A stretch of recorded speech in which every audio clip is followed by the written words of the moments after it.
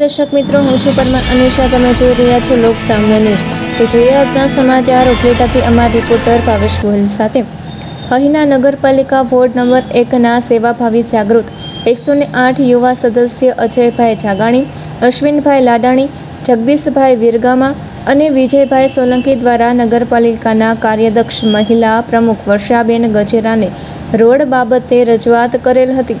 તે રજૂઆતને ધ્યાનમાં લઈ તાત્કાલિક ₹85 લાખના ખર્ચે ગોકુલનગર મેઇન રોડને સીસી રોડ મંજૂર કરાવવામાં આવેલ, જેમાં આજે શ્રીફળ વધારી મોં મીઠું કરાવી ખાતમુહૂર્ત કરવામાં આવેલ. આ તકે ધારાસભ્ય પાડલિયા શહેર ભાજપ પ્રમુખ દીપકભાઈ સુવા, નગરપાલિકાના પ્રમુખ વર્ષાબેન ગજેરા, મનોજભાઈ નંદાણીયા, નિમિત પાનસરા, સુહાગ દવે સહિત મોટી સંખ્યામાં ભાઈ બહેનો યુવાનો હાજર રહ્યા હતા.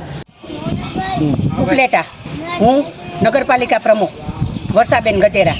આજે વોર્ડ નંબર 1માં ગોકુલ નગરમાં મેઇન રોડ જે છે એનું ખાતમુહૂર્ત કરવામાં આવ્યું.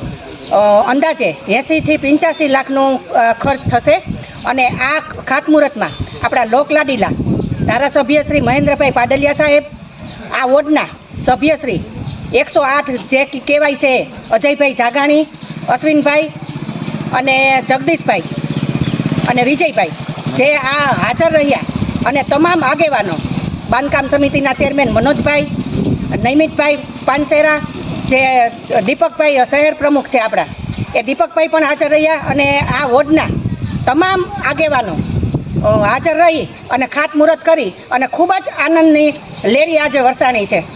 તો ફરી મળીશું એક નવા સમાચાર સાથે. ત્યાં સુધી જોતા રહો લોક સામનો ન્યૂઝ.